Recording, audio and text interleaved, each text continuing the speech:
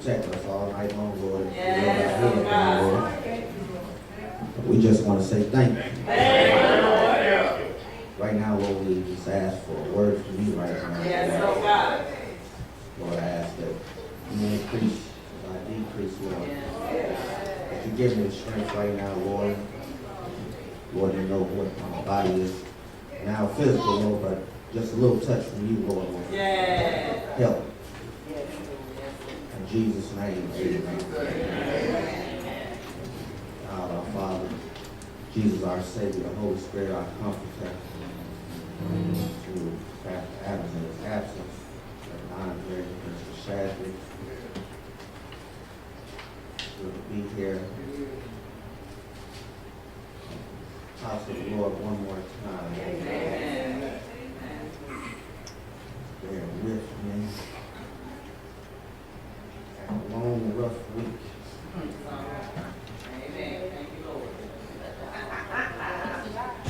Lord. You look at a familiar verse this morning. Genesis chapter 32.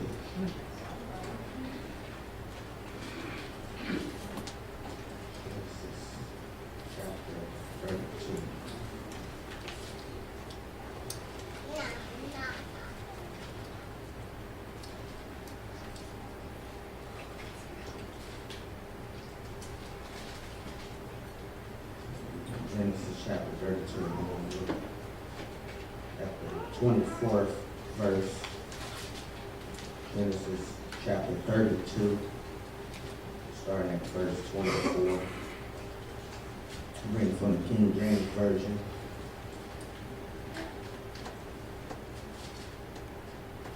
And Jacob was left alone, and there wrestled a man with him until the breaking of the day.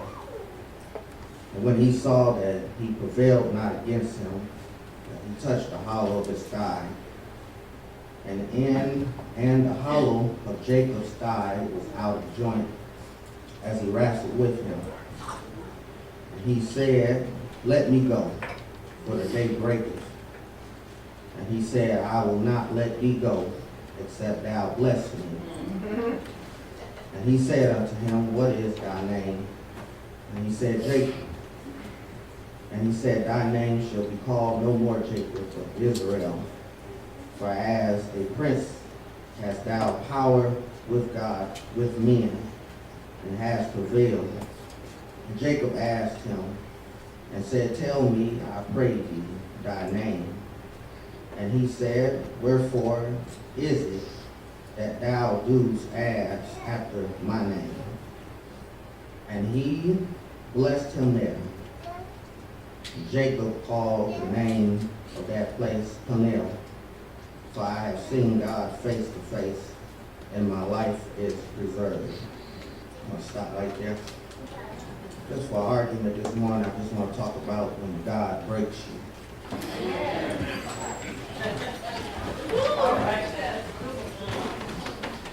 When God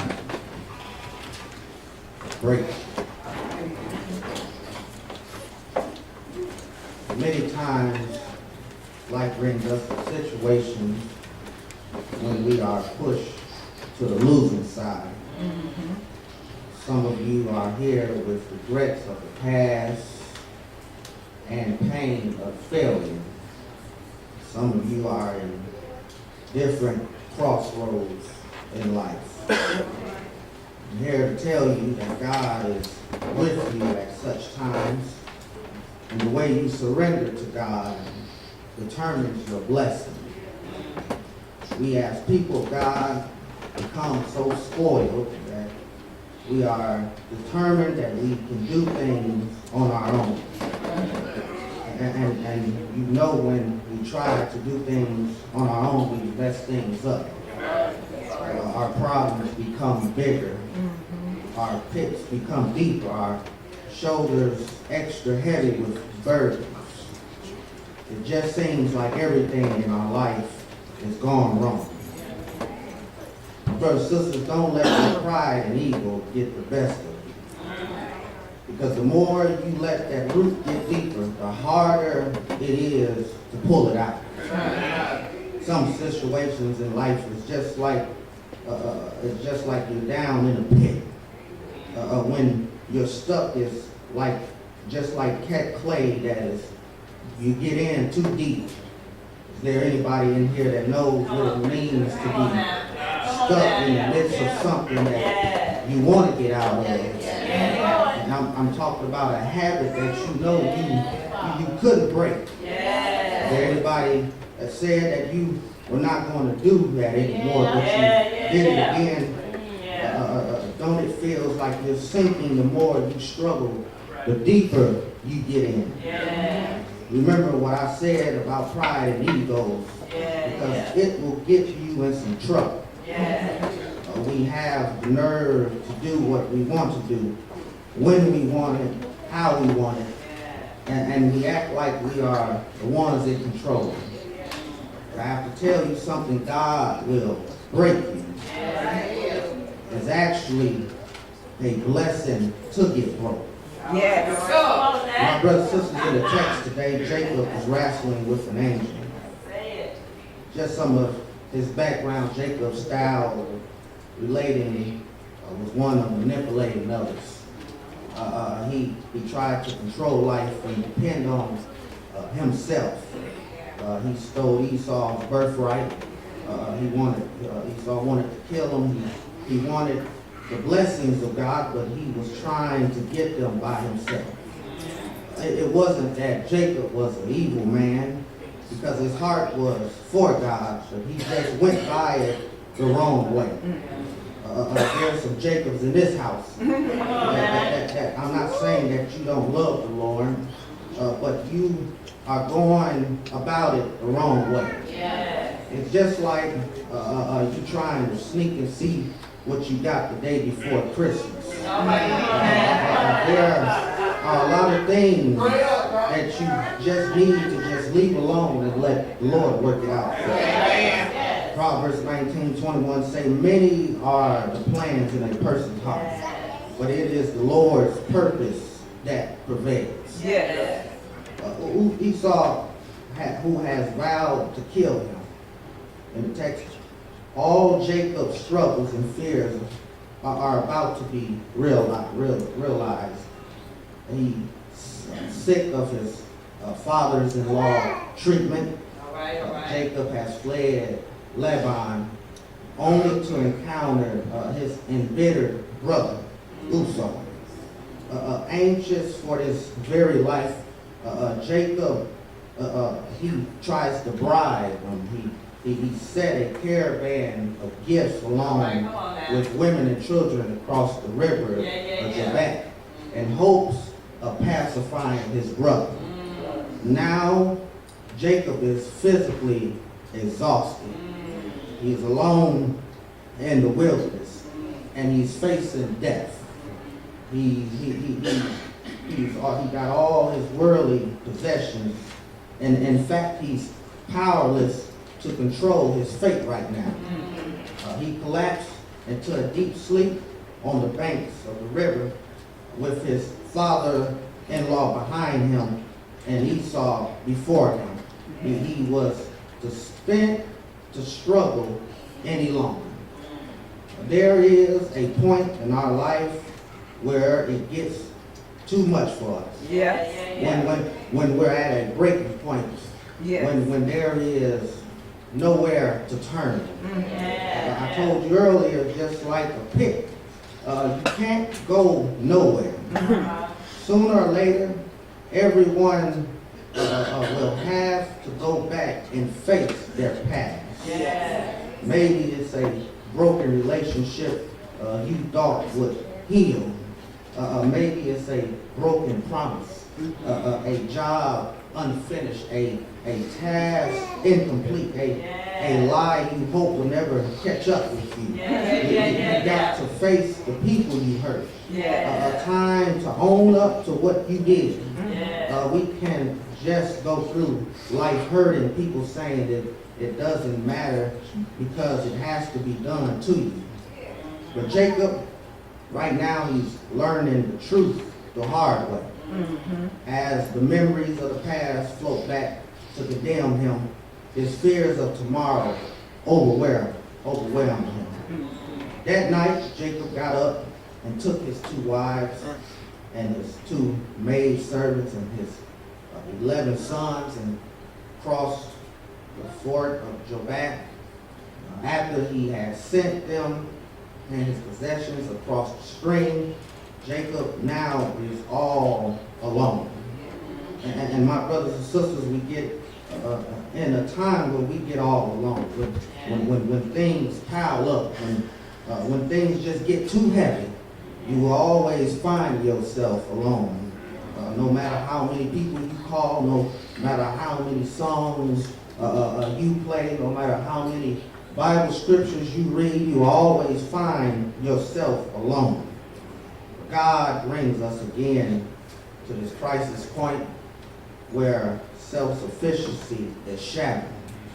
There will be nights where we have no more strength and cannot take it anymore. All right. That's right. Maybe your doctor has given up on you. There may be a problem with your job, or you are worried about your family, your children, and you are living in fear. Maybe you are standing in the rumble of a broken marriage that you thought will be alone for a long time. There may be a problem with everything that you try to do. Yeah. And you cry out, God, why is this happening? Yeah. I don't have any more strength. God allows these things to happen so that he can help you, so that he can help fix your situation, and that you can come to him. But like Jacob, we find our self-confidence shattered, and we are forced to trust in God in a new and deeper way. Yes. Remember, God is right in our circumstances until we are broken by God. We can never be greatly used by God. All right. God brings us again and again to breaking points. Yes. A broken heart. He will not despair you. When you are broken, you'll be ready to listen and ready to obey. Yes. And then only you can let God use you for great service. Yes. And in Western culture and even in our churches, we celebrate wealth and power, strength and confidence and victory. We despise the fear, weakness, and doubt. Though we know that a measure of fear and discouragement and depression and comes in our normal lives, we tend to view these as signs of failure or even a lack of faith. However, we also know that in real life, that success are a recipe for discontent and despair. All right. But sooner or later, the cold, hard realism of life catches with most of us. Yes. Story here today, Jacob pulls us back into reality. Even the Apostle Paul had to experience similar discouragements and fears. Said we were haste at every turn, conflicts on the outside, fears within. But in truth, God does not want to leave us with our trials, our fears, and our battles in life. What we come to learn in our conflicts of life is that God protects us. And in the end, Jacob does what we all must do. He confronts his failures and his weaknesses. He even confronts his sins. All of those things that are hurting him, and faces God. My brothers and sisters, but that night God, who is still trying to get through Jacob, meets with Jacob. Because here in verse 24, Jacob is left alone. It is such a little phrase, but I think it is very important. He had run out of resources. All right. Jacob was finally been broken. Jacob is at the end of his rope. Yes. His life is a mess. He's all alone. He's exhausted. No resources, no nothing. And that's what the Lord does to us when things get bad and get tough and get rough. We have no more sources. We can't call mama, we can't call daddy, Come on, we can't call friends, not even drugs or alcohol or whatever you use that you think that can help you. You have no resources in them. Then my brothers and sisters, Jacob revealed, the angel revealed himself to Jacob. Why does God say, let me go? In verse 26. Because break days, the daybreak would have revealed his face to Jacob. And Jacob would have died. But Jacob wouldn't let go. He says, I won't let go unless you bless me. Yes. Yes. Jacob has finally come to the point where he would rather die Come on than now. to live without God's Come on now. blessing. Yeah. Jacob wrestled with God all night. It was an exhausting struggle that left him crippled. It was only after he came to grips with God and ceased his struggle, realizing that he could not go on without him, that he received God's blessing. What we learn from this remarkable incident in the life of Jacob is that our lives are never meant to be easy. This is especially true when we take it upon ourselves to wrestle with God and His will for our lives. We also learn that as Christians, despite our trials and tribulations, our strivings in this life are never devalued of God's presence. And His blessing follows our struggle, which can sometimes be messy. But brothers and sisters, real growth experience always involves strangle and pain and struggles. Because if you keep on reading, you'll find out after he meets with God, we turn to the next chapter and see that although he left the people divided into two groups, instead of hiding behind him, he now goes out in front of them to face Esau alone. All right. He now is dependent on God Yeah. and not his own resources. Esau, he receives him openly. It seems that there are hard feelings, but Esau was so happy to see his brother. And I know you might be thinking that it was happily ever after that, but I'm sure Jacob continued to struggle with his tendency toward manipulation. All right. But I think he had learned his lesson. All right. And what we've studied today gives us a good picture of possible circumstances All right. and problems in the process involved in depending on God. Yes. Jacob's wrestling with God at the Jabbok in the dark night reminds us of this truth. Though we may fight God for His will for us, but in truth, God is so very good. Yeah. And as believers of Christ, we may well struggle with Him, though the loneliness of night, but by the daybreak, His blessing will come. Yeah. Jacob, he did this, and we need to do it too. All right. We think we can find happiness apart from God. We think we are in control of our lives, but God will not allow us to succeed without Him. He will block our efforts to satisfy ourselves and lead us back to Him. I think we can see how He did this with Jacob. And if we can reflect on our lives as our lives a little, I think we can see how He does this to us. Yes. But the story is just so interesting because I have to just go back to it because that night he felt that hand on him. He was prepared to wrestle.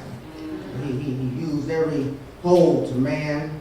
He used full Nelsons and half Nelsons and hammerlocks and everything he had going for him. He wrestled with the Lord. And And as he wrestled, everything he done wrong flashed through his mind. But finally the sun began to peek over the eastern hills. And Jacob, who he was wrestling, seeing who he was wrestling and struggling with. The person said, let me go. But Jacob said, I've been looking for you a long time. He said, I've been searching, I've been tormented, and I'm filled of guilt. Jacob was down to business with God that night. The angel said, what is your name? My name, Jacob said, is trickster, supplanter, deceiver. But the angel said, your new name is Israel, because thou art blessed. The Bible says that he touched Jacob at the hollow of his thigh. And now Jacob got a limp. Now the angel could have overpowered him, but God just loved him so much that he just had to get him to a breaking point. So Jacob was blessed with a limp. And if you got a limp today, you might as well keep on going in Jesus' name. Keep on limping in Jesus' name. I heard somebody say, I'd rather limp toward heaven than run straight into hell wide open. God's strength is manifested in our weakness. And if I can just do a little spiritual imagination, if I would have found out what happened to Jacob, Jacob would have told me. I would have asked Jacob where that angel at, because I want my blessing too. I would have wrestled with that angel too for my blessing. Is there anybody here that needs to wrestle God for some blessings? That you have some things in the past, you have some things right now that you've been blocking, but you tell God, I want to be blessed. Is there anybody in here that felt that way? Anybody in here know that he will? That he'll do it for you? That he'll fix it for you? Won't he do it? Won't he make a way out of no way? Because you know why? Because Jesus died. And he hung him high and stretched him wide. And it was early Sunday morning. He got up with all power in his hand. Power that we can go to God and ask for what we need. Power that we can go and ask God to please forgive me. Power that we can go to God and say, help me, Lord. Help my brokenness. Help my sin. Help my situation around. But he's all right today. He's able. He's able.